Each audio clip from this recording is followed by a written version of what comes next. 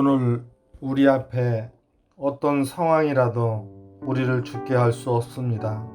오늘도 생명 주신 하나님을 예배합니다. 다 함께 사도신경으로 우리의 신앙을 고백하길 원합니다.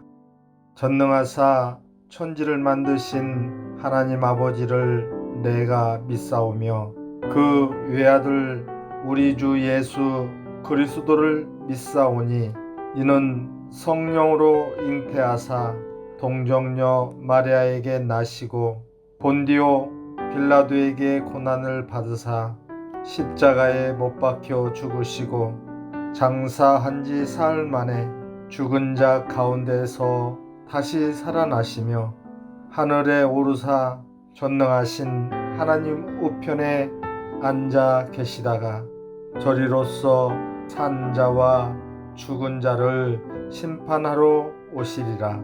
성령을 믿사오며 거룩한 공회와 성도가 서로 교통하는 것과 죄를 사하여 주시는 것과 몸이 다시 사는 것과 영원히 사는 것을 믿사옵나이다. 아멘.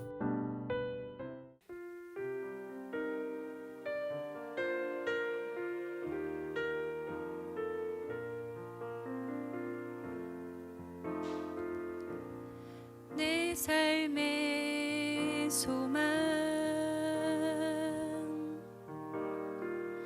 내가 바라는 한 분, 예수 닮기를 내가 원하네. 한없는 사랑,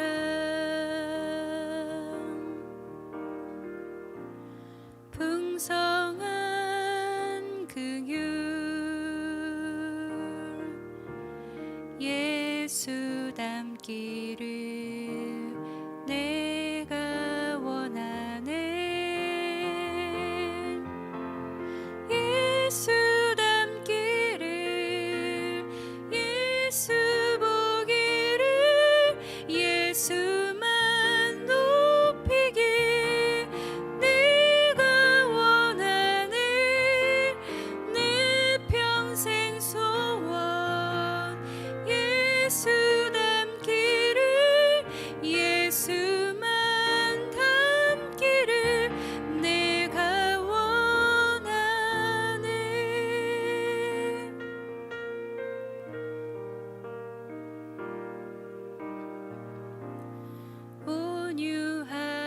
온유하시고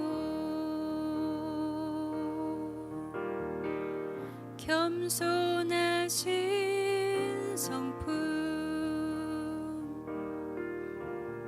예수 닮기를 내가 원하네. 자비하시고 위로자 되신 주, 예수 닮기를 내가 원하네. 예수 닮기를, 예수 보기를, 예수만 높이길 내가 원하네. 내 평생 소원, 예수 닮기를, 예수만 닮기를 내가 원하네.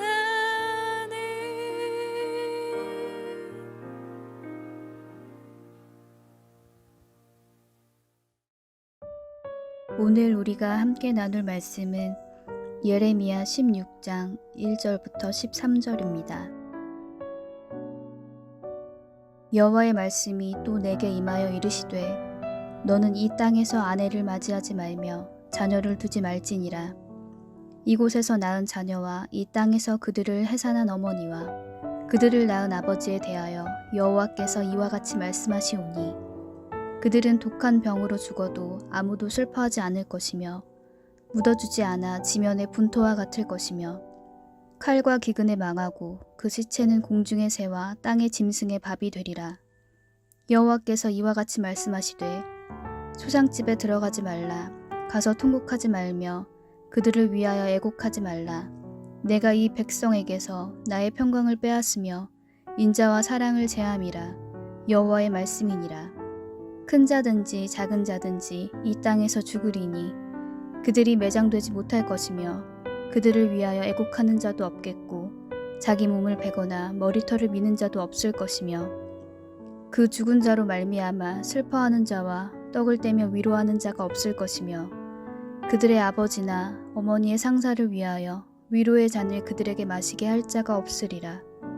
너는 잔치집에 들어가서 그들과 함께 앉아 먹거나 마시지 말라. 만군의 여호와 이스라엘의 하나님께서 이와 같이 말씀하시니라.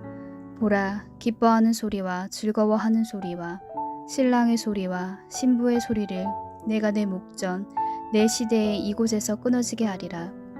내가 이 모든 말로 백성에게 말할 때에 그들이 내게 묻기를 여호와께서 우리에게 이 모든 큰 재앙을 선포하심은 어찌 됨이며 우리의 죄악은 무엇이며 우리가 우리 하나님 여호와께 범한 죄는 무엇이냐 하거든.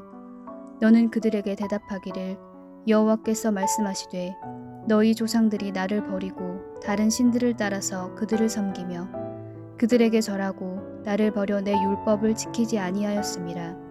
너희가 너희 조상들보다 더욱 악을 행하였도다. 보라, 너희가 각기 악한 마음의 완악함을 따라 행하고 나에게 순종하지 아니하였으므로 내가 너희를 이 땅에서 쫓아내어 너희와 너희 조상들이 알지 못하던 땅에 이르게 할 것이라. 너희가 거기서 주야로 다른 신들을 섬기리니 이는 내가 너희에게 은혜를 베풀지 아니함이라 하셨다 하라. 아멘. 반갑습니다. 오늘 예레미야 16장 1절부터 13절을 중심으로 동행이라는 주제의 말씀을 함께 나누겠습니다. 하나님께서는 오늘 본문에서 예레미야에게 결혼을 하지 마라 이렇게 말씀을 하십니다. 2절인데요. 너는 이 땅에서 아내를 맞이하지 말며 자녀를 두지 말라. 결혼하지 말라는 거죠. 결혼을 하게 되면 책임져야 될 가족들이 생기고 자녀들이 생기는 건데 이제 곧 유다 땅에 바벨론이 쳐들어와서 심각한 고통의 시간이 시작될 것이기 때문입니다. 물론 오늘 본문은 굉장히 독특한 부분이죠.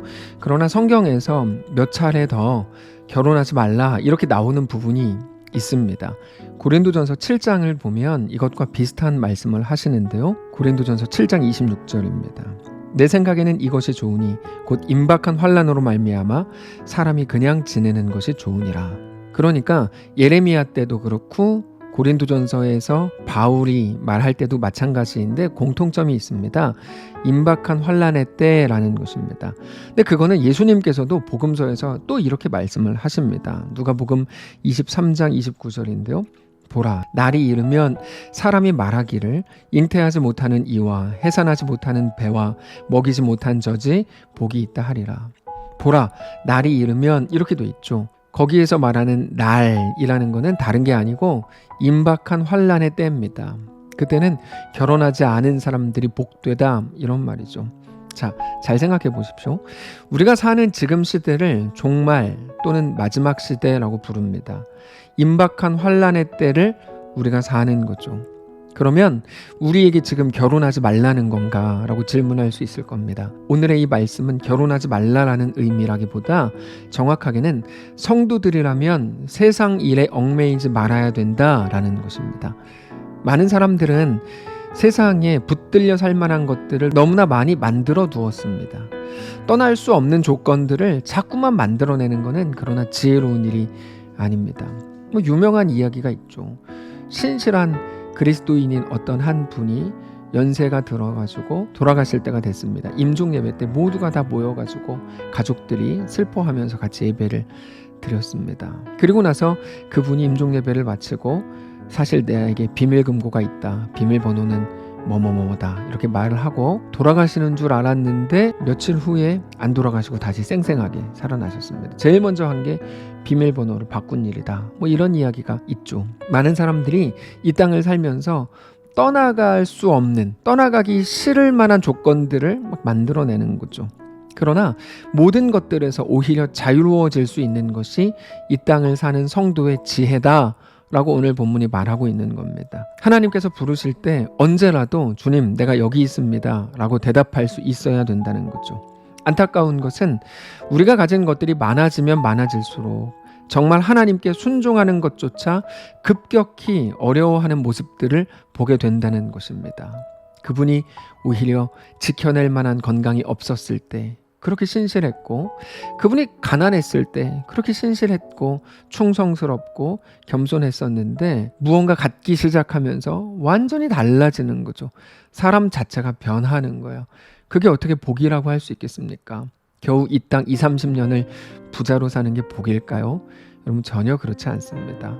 우리가 아는 하나님, 우리가 믿는 영원이 무엇인지를 안다면 우리는 그렇게 말할 수 없을 겁니다. 그게 건강이든 가정이든 직장이든 무엇이든지 간에 하나님의 부르심 앞에서 우리는 언제나 내어놓을 수 있는, 내어드릴 수 있는 그 자유함이 우리에게 꼭 필요할 것입니다. 그래서 오늘 본문을 보면 하나님께서 예레미야에게 결혼하지 말라라고 말씀을 하시면서 이어서 이렇게 말씀하십니다. 3절인데요.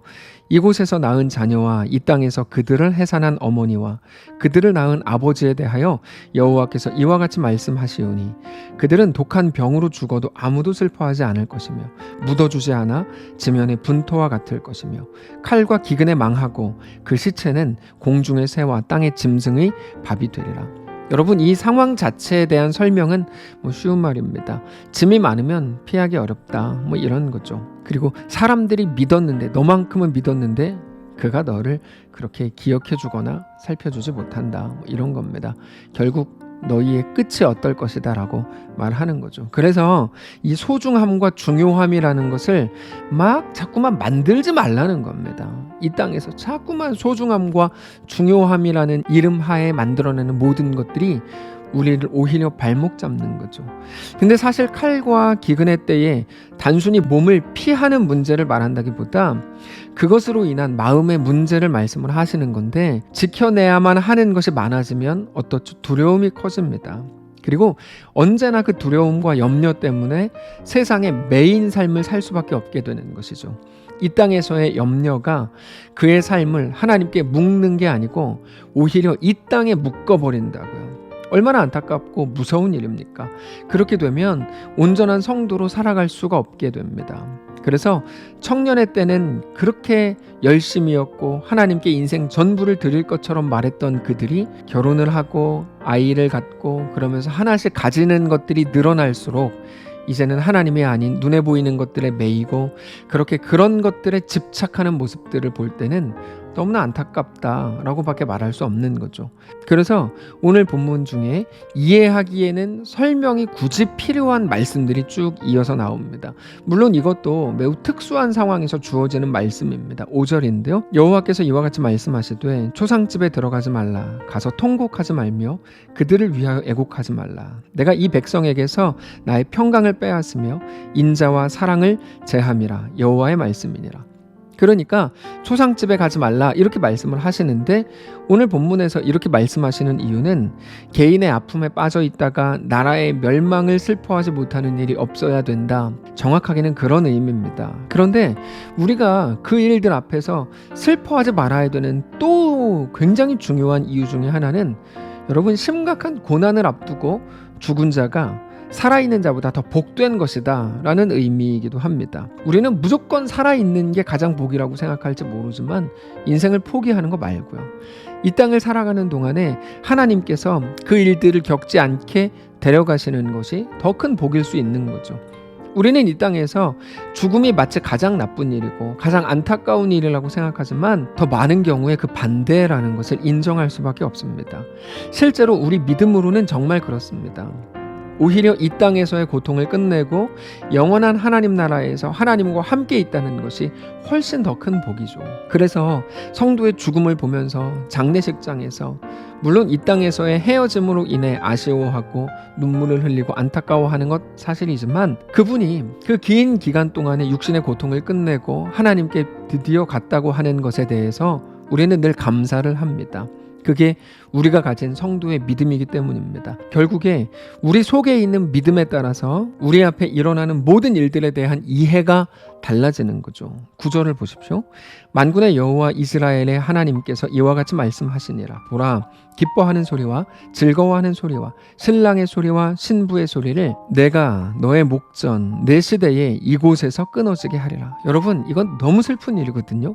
근데 당장의 감정으로 좋다 나쁘다를 판단할 게 아니고 한 번 더 들어가서 생각을 하면, 우리 믿음을 반영시켜서 생각을 하면 하나님이 말씀하시려는 의도와 그 메시지를 우리가 알 수 있습니다. 기뻐하는 소리, 즐거워하는 소리, 특별히 신랑과 신부의 결혼식에서의 행복한 소리들이 이 세상에서는 전부입니다. 사람들이 바라는 전부가 바로 그겁니다. 그러나 하나님께서 뭐라고 말씀하시는 겁니까? 그것보다 큰 게 있다, 이렇게 말씀을 하시는 거예요. 그래서 그것이 끊어진다라고 말씀을 하시는 것인데, 그러므로 니네는 다 끝났다가 아니고 그것보다 더 큰 것을 보여주실 작정인 거죠. 그것보다 더 소중한 게 있다? 눈에 보이는 게 전부가 아니다, 이겁니다. 여러분, 우리가 주일 오전에 나누는 것처럼 마가복음을 통해서 예수님께서 계속해서 주제를 바꾼다고 말씀을 드렸는데요. 주제를 왜 바꾸십니까? 예수님께서는 주제를 바꾸셔야만 했는데 왜 바꾸셔야만 했습니까? 우리의 주제가 온통 눈에 보이는 것들에만 매몰되어 있기 때문입니다.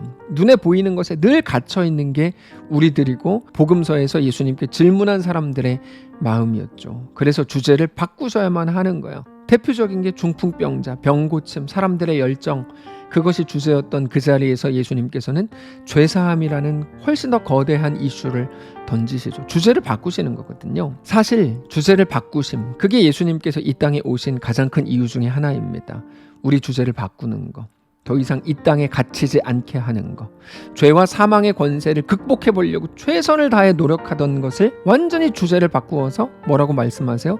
죄와 사망의 법에서 생명과 성령의 법이 해방했다라고 말하는 거죠. 감각에 사로잡혀 있는 사람들에게 감각이 전부가 아닌 것을 말씀하시는 겁니다. 감각이 전부가 아니라는 말은 눈에 보이는 게 전부가 아니라는 말입니다. 그래서 눈에 보이는 우상에 매이지 말고, 눈에 보이는 현상에 매이지 말고, 눈에 보이는 안정이 없으면 어떡하죠? 나무와 돌을 깎아서 눈에 보이는 안정을 만들려고 하는 게 우상이잖아요. 그것보다 그러나 더 크신 하나님, 창조의 하나님을 보라, 바로 이겁니다. 이게 복음이고 메시지입니다. 결국에 오늘 본문의 말씀은 성도가 가진 믿음이라는 바탕 아래에서만 온전히 이해가 될 수 있는 내용입니다. 사랑하는 성도 여러분, 무엇이 더 중요한 건지, 우리가 이 땅을 살아가는 동안에 무엇을 정말 열심을 내서 지켜내야만 하는지, 무엇을 간직해야 하는지, 우리의 삶의 끝에는 무엇이 기다리고 있는지를 오늘 깊이 생각하시는 날이시기를 바랍니다. 그렇게 우리의 매일의 삶을 살아갈 때 나보다 더 크신 하나님과 동행함으로 나는 누군지, 하나님은 누구신지, 우리가 가게 될 곳, 가야 할 길이 어떤 길인지를 매일같이 말씀을 통해 확인하는 우리의 삶이시기를 바랍니다. 한번 기도하겠습니다. 살아계신 하나님, 오늘 말씀을 허락하시니 감사합니다. 눈에 보이는 것, 감각적으로 느껴지는 것, 내 생각, 내 판단, 내 시각에만 갇혀 있었던 우리를 불쌍히 여겨주시고 창조주 하나님을 믿음으로 바라보는 귀한 우리의 오늘이 되도록 역사하시옵소서. 예수님의 이름으로 기도합니다. 아멘. 사랑하는 성도 여러분, 하나님께서 오늘 하루 우리에게 또 허락하셨습니다. 믿음을 가지고 승리하시기를 바라고, 우리 생각과 마음에 느껴지고 판단되는 것들, 그것들을 넘어서는 가장 소중하고 우리가 꼭 지켜내야만 되는 우리 복음, 그리고 하나님과의 관계, 하나님과의 동행에 최선을 다하여 우리의 삶을 또 넉넉하게 살아내는 귀한 오늘의 삶이시기를 축복합니다.